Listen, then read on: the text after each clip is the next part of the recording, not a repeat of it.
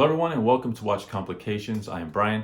If you haven't subscribed to the channel, think about doing so. Hit the bell if you want updates. Follow me on Instagram at watch_complications and check out my blog watchcomplications.com, which is where you'll want to look if you really want the full effect of this week's content. That's because this is a book review, of all things, of a book called Eternal Springs, An Introduction to the World of Mechanical Watches by Eric Grégoire. In referencing the first page, this book really has two primary goals. The first is to serve as an introduction to newcomers who are just getting into mechanical watches and want somewhere to start.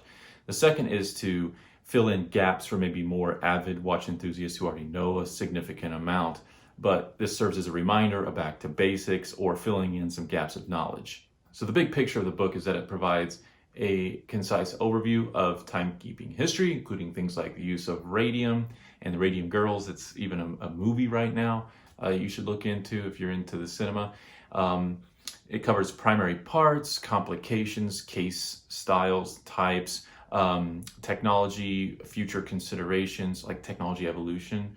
Think of the move from mechanical to hybrids to quartz, and then a look towards the future. I will point out that this book is primarily told from the vantage point of vintage watches.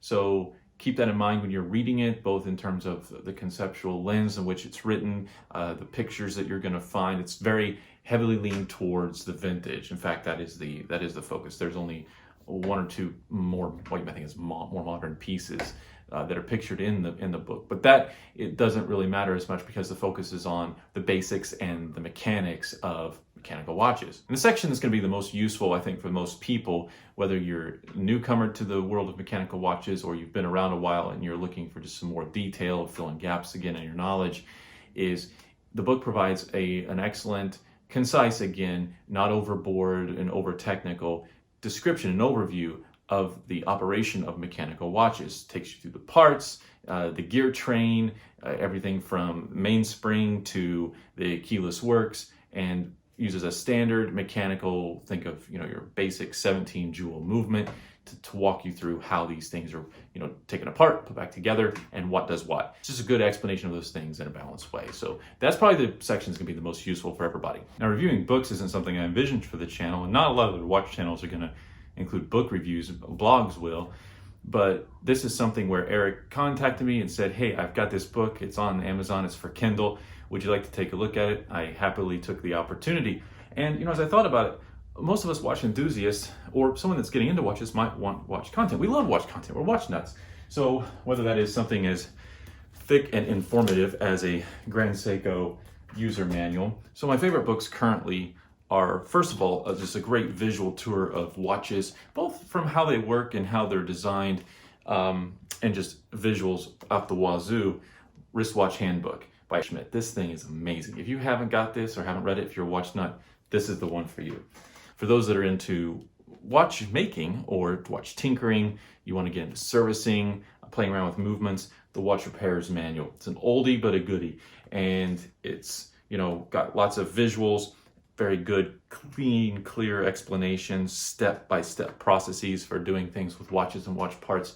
This is a great one if you're getting into watch making and tinkering. So if you remember when I reviewed the Watchy app, I was in my wheelhouse because I'm a software engineering professor, I'm a programmer, and I was like, oh great, watches and an application, and it's kind of my world.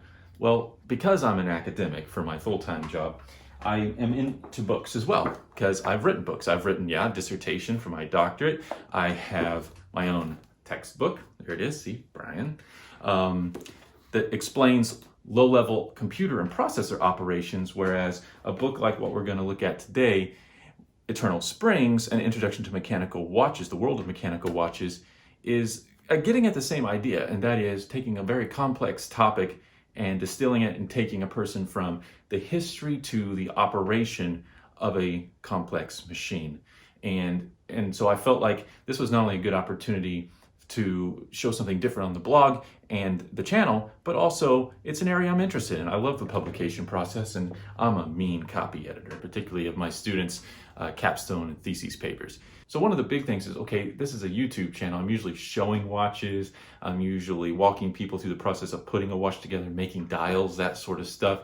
It's like, how do you review a book on a YouTube channel? And I'm going to show you some of the stuff I've got on the blog post, some of the pictures and quotes that are worth mentioning. You can read the blog content, but I want to put this out there on the channel for all of you subscribers to put this on your radar, that there's this book. If you have a Kindle, then grab it. Whether the world is on lockdown in a pandemic, which is our situation now, or whether it's a state of normalcy in the world, it's always a good time to read a book. And I love reading books. I love writing. And you know what? Watch Nuts love material. So take advantage of it. Grab the book if you've got a Kindle, load it up, and take a read. A few housekeeping things I want to keep you up on is check out this shirt. This is a new line of shirts from Vario, which I've done a review on their Silver Empire before. I've done the strap reviews before. And they're making shirts now. They're kind of a very diversified watch accessory and watch company out of Singapore, and making shirts. And I got a few. So you're going to notice in this video and upcoming videos, I've got a rotation I'm going to work through in of shirts that are all watch based. So this one is appropriate for today because this is about horology, education, reading, and you know what? Watches are a department of endless education. So true. In terms of reviews coming up, a lot of cool stuff on the radar. One is, you've seen my review on the Grand Seiko SBG 249. Well, I got a custom Mugatu strap from Paris via Timeless Luxury Watches. I'm going to be reviewing this strap. Most I've ever spent on a strap in my life, but it's amazing. I can't wait to show you that up close. That'll be another pretty simple review. And then my watch wrist check for today is an upcoming review, maybe next week, is the Seiko Presage Irish Coffee. This is a limited edition of 1,000. This watch is stellar. It's amazing. It's got a wonderful ombre dial with tons of texture. And this has got the power reserve and the date complication that makes it look like a sub dial at 6 o'clock, what's usually the small seconds complication. Yeah, this is just a cool watch. This review is coming up soon. On the watchmaking side of things, yes, I'm coming with the making dials with water slide decals, but something I was waiting on since before Christmas.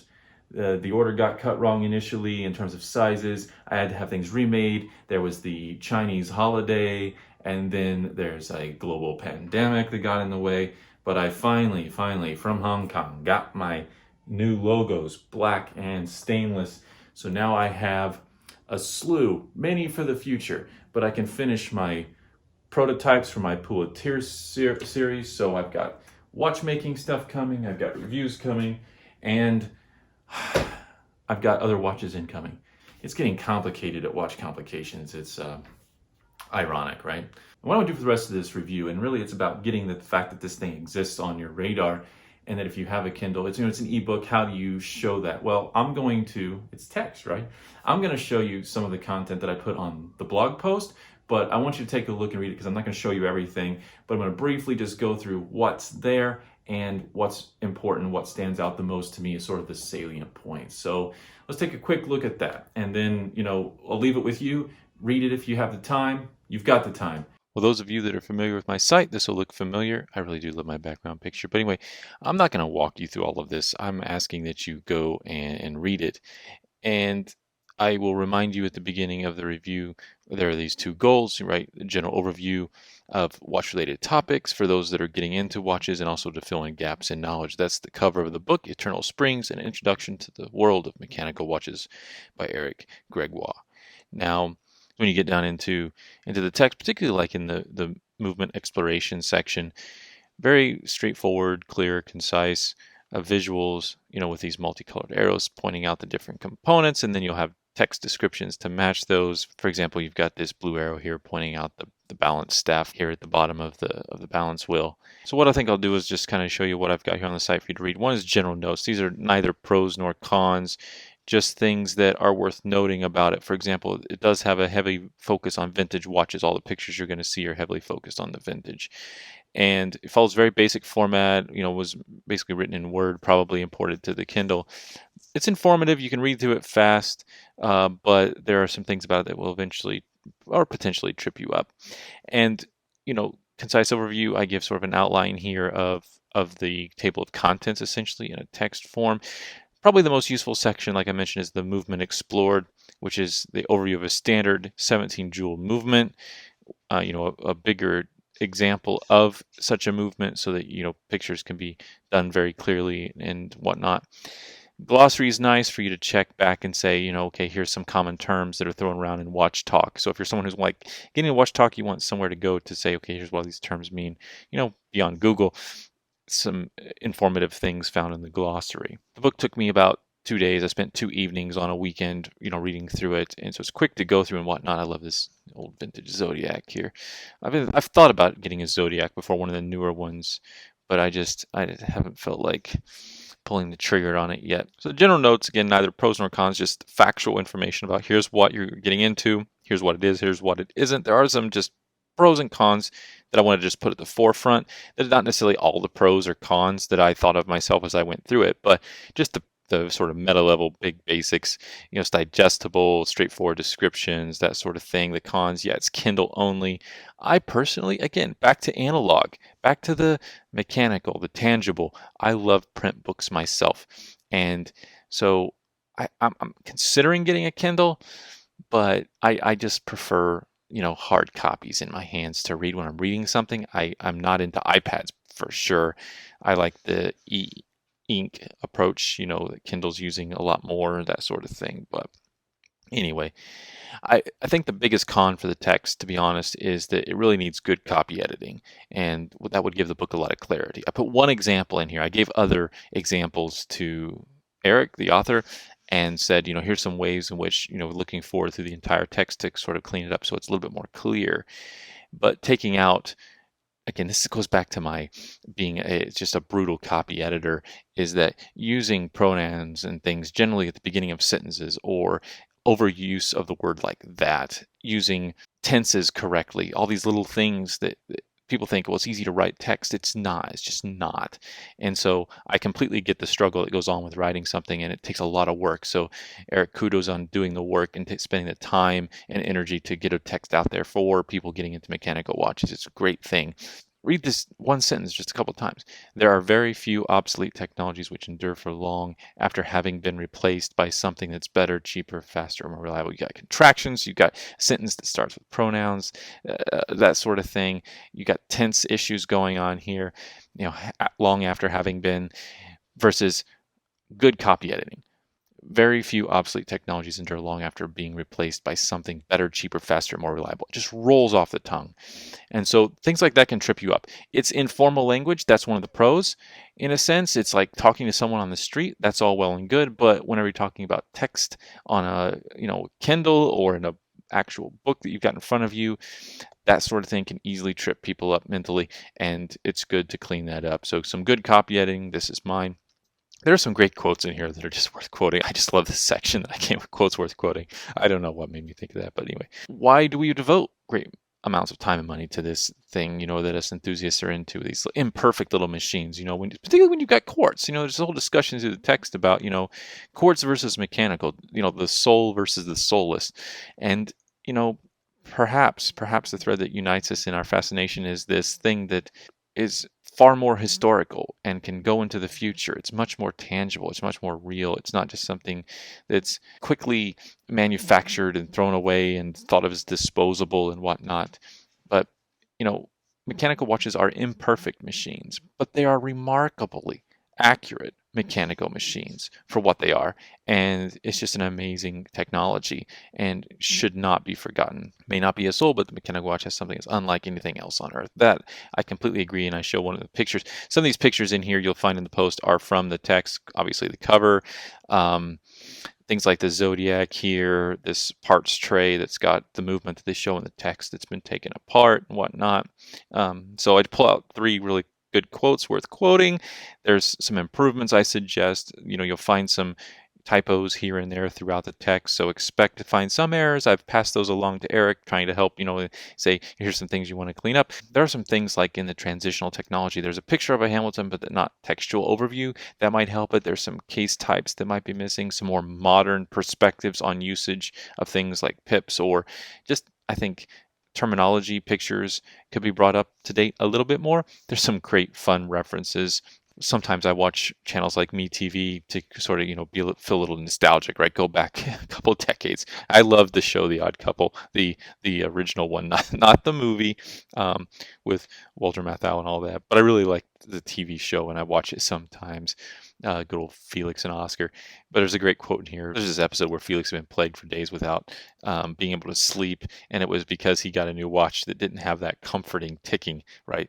Quartz doesn't necessarily have that same feel or sound about it. It does have a sound, right? I remember quartz ticking in different rooms in my house, in that very methodical tick, tick, tick, versus the more sweeping like motion of the mechanical watches. However, for an example, out of the text, we use, watch enthusiasts often use sweeping seconds to refer to the more sweeping like motion of mechanical versus quartz, but that's really not what the term means.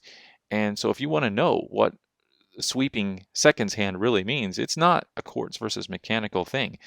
It's actually about where the seconds hand is on the dial face and the coverage of that seconds hand on the dial as an entirety. So you're going to pick up things that you maybe didn't know or think about, or even terminology misusage. There's a heavy focus on language throughout the text and the evolution of horological terminology. And that's one of the big key points of the book. There's some other fun quotes in here, like "jewel to the hammers." That's not one I had heard before. Has nothing to do with the palette fork here and and the escape wheel, but "jewel to the hammers." I'll let you read the book to learn more about that. There are a few little points of contention. There's one particular section toward the end in the future of mechanical watches section. There's some parts that I struggle with. Particularly around, is it possible that we're seeing the demise of the mechanical watch? Will people embrace mechanical watches versus things like fitness tracking devices, smartwatches, and things like that, saying that, so the sentiment is generally that right now we're facing the biggest threat to this century-old existence, which I don't know. You could argue that maybe quartz was the biggest threat to the industry, and that's a threat that's been survived so far. But with this increasing digital age, I think another read I did this past year, and I think every one of you should pick this book up, is The Revenge of Analog, Real Things and Why They Matter. David Sachs doesn't cover mechanical watches, but he covers things like film. He covers things like board games. He covers, there's so many things that are coming back into style because people care about real things, and describes why they matter. There's so much more to analog, there's so much more depth there, and people do inherently appreciate those things. So yeah, while we may be witnessing a final chapter, I don't expect that to be the case when it comes to mechanical watches. And a few other contentious thoughts, I'll let you read this on your own. But you know what, if you want a simple weekend read, just getting into watches, I do recommend Eternal Springs. It's a great choice for a simple book if you have a Kindle loaded up, and probably, again, I think this was very methodically chosen. Oh, by the way, I love filled watch styles. I can't wait to see a new one coming out from Vario. I love the style of filled watches. Anyway, this is a trench watch from World War I. Again, that vintage picture theme throughout the text. Time is free, it's priceless. You can't own it, you can use it, you can't keep it, but you can spend it. Once you've lost it, you can't get it back. Just a great way to think about watches and the world that we're in, particularly given our current circumstances in this global shutdown. You've got time, pick up a book and read it, whether it's the wristwatch handbook, if you're getting into watches, the watch repairs manual. If you're really into programming, sure, pick up my book, but that's probably not most of you. Really recommend The Revenge of Analog from David Sachs, and of course, the point of this review, Eternal Springs, an introduction to the world of mechanical watches by Eric Grégoire. Thanks, Eric, for letting me review this book. Okay, so I do recommend, if you're wanting to learn a little bit more about watches, wanting to fill in some gaps in knowledge, this is a nice weekend type of a read. I got through it in about 2 days, 2 evenings, and it was just a nice, simple reminder back to the basics for myself. I think you'll find it much the same, particularly if you're into watches, if you're already watching the channel and you want to learn more. Yeah, this is a little bit different than normal. We're usually looking up close at watches or the process for making some particular component, but you know what? I love books. It's a good time to be reading anything you can and learning more about the craft of watches and watchmaking. And so why not, if you've got a Kindle, pick up the book. I think you'll enjoy it. Let me know what you think in the comments. Let me know if you've read the book, thoughts on it. Thank you, Eric, for giving me the access and the time to review the book. and looking forward to the next thing. Thanks everyone for contributing to Watch Complications, subscribing, and hopefully you're enjoying all of the content, the varied content that I try to bring to you on this channel, which I think is the thing that makes my channel a little bit different than the others. Subscribe if you haven't. I'll see you in the next video. I'm Brian. This is Watch Complications.